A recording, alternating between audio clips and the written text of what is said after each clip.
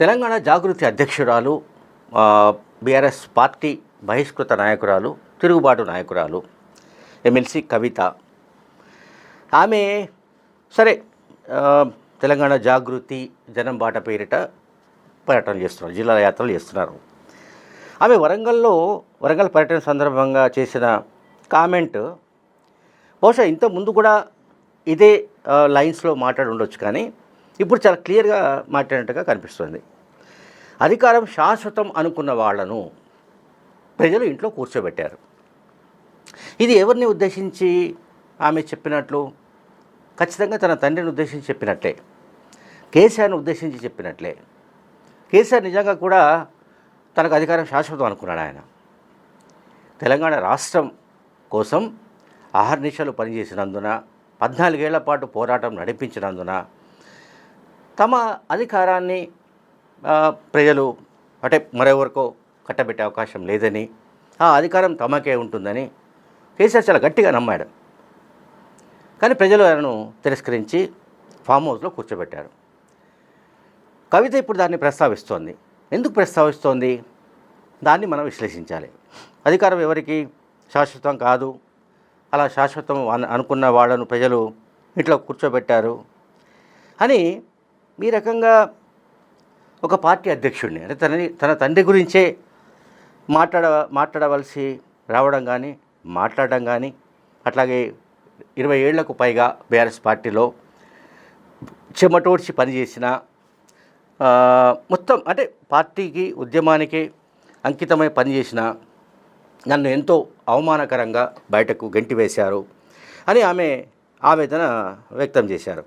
ఇది బాగానే ఉంది.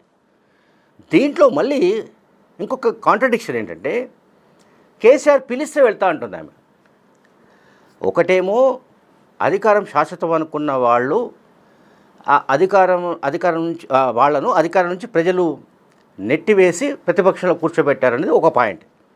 రెండో పాయింట్ ఏంటంటే, కేసీఆర్ కనుక పిలిస్తే తను వెళ్తానని చెప్తున్నారు.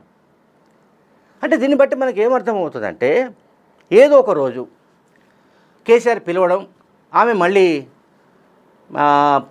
బీఆర్ఎస్ గూటికి వెళ్ళడం ఖాయమేమో అని అనుమానం మనకు వస్తాయి సహజంగానే. కేసీఆర్ పిలిచినా నేను వెళ్ళేదే లేదు అనడం వేరు. కేసీఆర్ పిలిస్తే వెళ్తానని అంటే కేసీఆర్ పిలుపు కోసం నిరీక్షిస్తున్నట్టు కూడా అనుమానాలు కలుగుతాయి. బీఆర్ఎస్ పార్టీ నుంచి ఆమె ఎందుకు బయటకు ఆమెను పంపించారు, ఆమెను ఎందుకు సస్పెండ్ చేశారు ఏమిటి అనేది మనం మళ్ళీ హిస్టరీలోకి పోవాల్సిన అవసరం లేదు. పార్టీ వ్యతిరేక కార్యకలాపాలకు పాల్పడుతున్నారన్న అభియోగాలతో ఆమెను పార్టీ నుంచి సస్పెండ్ చేశారు. సరే, ఆమె కూడా తన పార్టీని డిజోన్ చేసుకుంది. ఇదంతా అక్కడి వరకు బాగానే ఉంది. అయితే ఆమె ఏడుపంతా హరీష్ మీదనే. హరీష్ అండ్ జోగినపల్లి సంతోష్రావు వాళ్ళిద్దరూ ఆమెకు విలన్స్ ఆమె దృష్టిలో. సరే, వాళ్ళిద్దరి వల్ల ఈమెకు జరిగిన అన్యాయం ఏంటో, ఇంకా ఇతరత్ర కూడా ఆమెకు జరిగిన అవమానాలు ఏమిటో మనకు తెలియదు. అది ఇంటర్నల్ మ్యాటర్. ఆ పార్టీలో వితిన్ ద అంటే ఇంట్లో, ఆ కుటుంబంలో, ఆ అంతఃపురంలో ఏం జరిగిందో, ఏం జరుగుతున్నదో, ఏం జరగబోతున్నదో మనకెవరికి తెలియదు. బయట ఉన్న వాళ్ళకు అంటే వెలుపల ఉన్న వాళ్లకు తెలియనప్పుడు మనం సాధికారికంగా కూడా చెప్పలేం. ఈ కారణాలతోటే ఆమె హరీష్ను వెంటాడుతోంది, లేకుంటే సంతోష జోగినపల్లిని వెంటాడుతోంది అని అనొచ్చు. కానీ ఆమె ప్రతి సందర్భంలో ఈ రకమైన ధోరణి అంటే, ఒకటి సామాజిక తెలంగాణ నినాదం, అది బాగానే ఉంది, అంటే అది అట్రాక్టివ్ స్లోగన్. బట్ ప్రజలు ఆ స్లోగన్ను వెంటబెట్టుకొని వెళుతున్న, అంటే ఆ స్లోగన్ను ప్రాతిపదికగా తీసుకొని యాత్రలు చేస్తున్న కవిత వెంట ఎంతమంది ర్యాలీ అవుతారు అనేది ఒక ప్రశ్న. ఆమె వెంట ప్రజలు పెద్ద ఎత్తున తరలి రావాలి. ర్యాలీ అంటే అది తరలి రావాలి. సో ఈ రకమైన పరిస్థితి ఇప్పటికైతే మనకు కనిపించడం లేదు. మేబీ ఈ టూర్ అంతా అయిపోయిన తర్వాత, అంటే 4 నెలలు గడిచిన తర్వాత, యాత్ర పూర్తయిన తర్వాత ఆమె వెంట ఎవరెవరు ఉంటారు, ఎవరెవరు కొత్తగా వచ్చి జాయిన్ అవుతారు, సరే అలాగే ఆమె రాజకీయ పార్టీ పెడతారా పెట్టరా రాజకీయ పార్టీ పెడితే దాని భూమిక ఏమిటి, రాజకీయ పార్టీ పెట్టే లోపే, ఈ యాత్ర ముగిసే లోపే ఒకవేళ కేసీఆర్ కనుక పిలిస్తే ఆమె వెళితే ఏం జరిగే అవకాశం ఉంది అనేది ఇంపార్టెంట్ పాయింట్. సో ఇక్కడ నాకు అర్థమవుతున్నంత వరకు ఇక్కడ ఏదో స్ప్లిట్ ఉంది. అంటే బీఆర్ఎస్ పార్టీలో స్ప్లిట్ ఎటువంటి స్ప్లిట్ అంటే ఇది కనిపించేది స్ప్లిట్. ఇది ఒకటి కేసీఆర్ కేటీఆర్ అండ్ కేటీఆర్ ఒక క్యాంప్ అనుకుందాం. సరే, హరీష్ రావు కూడా నేను కేసీఆర్కు బంటును, కేసీఆర్కు విధేయుణ్ణి, నేను కేసీఆర్తోనే ఉంటాను, కేసీఆర్తోనే నా చావో రేవో, నేను చివరి వరకు పార్టీలోనే ఉంటాను, కేసీఆర్తోనే ఉంటాను అని ఆయన చెబుతూ వస్తున్నాడు. కాబట్టి దాంట్లో వివాదాన్ని మనం రైజ్ చేయడానికి సాధ్యం కాదు అని చాలా స్పష్టంగా ఉన్నాడు. క్లారిటీ ఉంది, హరీష్ రావు క్లారిటీ ఉంది. క్లారిటీ లేనిది ఎవరికంటే కవితకు.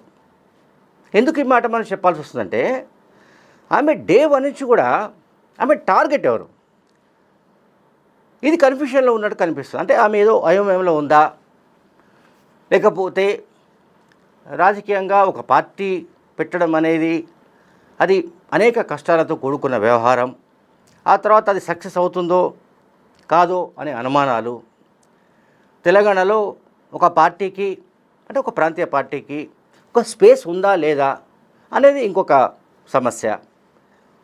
ఈ నేపథ్యంలో మళ్ళీ తన సొంత గూటికి వెళ్ళాలనే ఆలోచన ఆమెను చేస్తున్నారేమో అనే అనుమానం నాకైతే కలుగుతోంది. బికాస్ ఈ స్టేట్మెంట్ కేసీఆర్ పిలిస్తే వెళతా అని చెబుతూనే ఇప్పుడు మా ఇద్దరి మధ్య ఉన్న రిలేషన్ ఒక పార్టీ అధ్యక్షుడు, ఆ పార్టీకి సంబంధించిన ఎమ్మెల్సీ కాకుండా ఒక తండ్రి కూతురి మధ్య ఉన్న రిలేషన్ మాత్రమే అని చెప్తోంది. సరే, తండ్రి కూతురు అనే రిలేషన్ అని ఎంత ఆమె డిఫైన్ చేయడానికి ప్రయత్నించినా, అంటే ఒక నిర్వచనం ఇవ్వడానికి ప్రయత్నించినా, ఇక్కడ తండ్రి ఏమో ఒక పార్టీకి ప్రెసిడెంట్, మాజీ ముఖ్యమంత్రి, కూతురు అదే పార్టీలో ఎమ్మెల్సీ. సరే, ఆమె ఎమ్మెల్సీ కూడా రాజీనామా చేశారు, దాన్ని శాసనమండలి చైర్మన్ ఆమోదించలేదు, అదొక ఎపిసోడ్ నడుస్తుంది. సో నౌ మనం మాట్లాడవలసి వస్తే ఆమె చెప్తున్నవేంటి, నేను పాలిటిక్స్ పక్కాగా చేస్తా, ఆడబిడ్డ కనుక రాజకీయం చేస్తే ఎట్టుంటుందో చూపిస్తా. ఈ స్టేట్మెంట్ కూడా బాగానే ఉంది. అంటే తనతో రావాలనుకున్న వాళ్లకు ఆమె ఒక అభయం ఇస్తున్నట్టుగాను, లేకుంటే వాళ్ళలో వాళ్ళను ఉత్తేజపరచడానికి అటువంటి స్టేట్మెంట్ ఇస్తున్నట్టుగా మనం భావించాలి. పాలిటిక్స్ పక్కాగా చేస్తా అంటే పాలిటిక్సే చేస్తుంది ఆమె రాజకీయ పార్టీలో ఉంది. ఒక రాజకీయ పార్టీ నుంచి ఆమె ఎంపీగా పనిచేశారు, ఇప్పుడు ఎమ్మెల్సీగా పనిచేస్తున్నారు. సరే, ఇంట్లో గొడవలు, కుటుంబ కలహాలు, అవి ఆస్తులకు సంబంధించిన వివాదాల ఏమిటి, ఇదంతా కూడా అది వేరే యాంగిల్. బట్ ఇక్కడ మళ్ళీ నేను కేసీఆర్ ఆహ్వానం కవిత వెళుతుందా లేదా అనే పాయింట్ దగ్గర మనం మళ్ళీ చర్చించాలి. బీఆర్ఎస్ పార్టీ అధ్యక్షుడిగా, మాజీ ముఖ్యమంత్రిగా కేసీఆర్ ఖచ్చితంగా కూతుర్ని బహుశా వదులుకునే రకమైతే కాదు నాకు తెలిసి. ఖచ్చితంగా ఏదో ఒక ముహూర్తాన ఆమెను పిలుస్తాడు, మాట్లాడతాడు. సో అప్పుడు తండ్రి, కొడుకు, కూతురు ఇదొక గ్రూప్ అయ్యే అవకాశం ఉంది. గ్రూప్ ఇన్ ద సెన్స్ ఒక శిబిరం అనుకుందాం, ఒక క్యాంప్. అప్పుడు హరీష్ అండ్ సంతోష్ వీళ్ళు ఒక క్యాంప్ అయ్యే అవకాశం ఉంది. లేదా హరీష్ రావు పదే పదే చెబుతున్నట్లుగా ఆయన కూడా పార్టీలోనే కీలకమైన పాత్రలో ఉండొచ్చు. ఏది ఏమైనప్పటికీ కూడా కవిత సంథింగ్, ఆమె ఒకటేమో తన తండ్రిని విమర్శిస్తోంది. ఆయన అధికారం శాశ్వతం అనుకున్నాడు, ప్రజలు ఆయనను తీసుకెళ్ళి ప్రతిపక్షంలో కూర్చోబెట్టారని ఒక పాయింట్. రెండో పాయింట్ ఏంటంటే కేసీఆర్ తండ్రిగా పిలిస్తే వెళ్తా, రాజకీయంగా వెళ్ళే పరిస్థితి లేదంటుంది. తండ్రిగా పిలిచిన కూతుర్ని తండ్రి పిలుస్తాడు అనుకుందాం. తండ్రి రాజకీయాల్లో లేని వ్యక్తి కాదు. 4 దశాబ్దాలుగా తెలంగాణ రాజకీయాలను కాచి వడబోస్తున్న వ్యక్తి కేసీఆర్. ఆయన ఒక పార్టీ అధ్యక్షుడి హోదాలకు కాకుండా తండ్రిగా పిలిచినా కూడా వాళ్ళిద్దరి మధ్య ఏముంటుంది? రాజకీయాలు మాట్లాడుకోకుండా ఉండే అవకాశాలు లేవు. అందరూ రాజకీయాలు ఉన్నారు, వాళ్ళ కుటుంబంలో అందరూ రాజకీయాలు ఉన్నారు. కనుక కవితకు ఒక స్పష్టత ఉండాలేమో అని నాకైతే అనిపిస్తోంది. Thank you very much.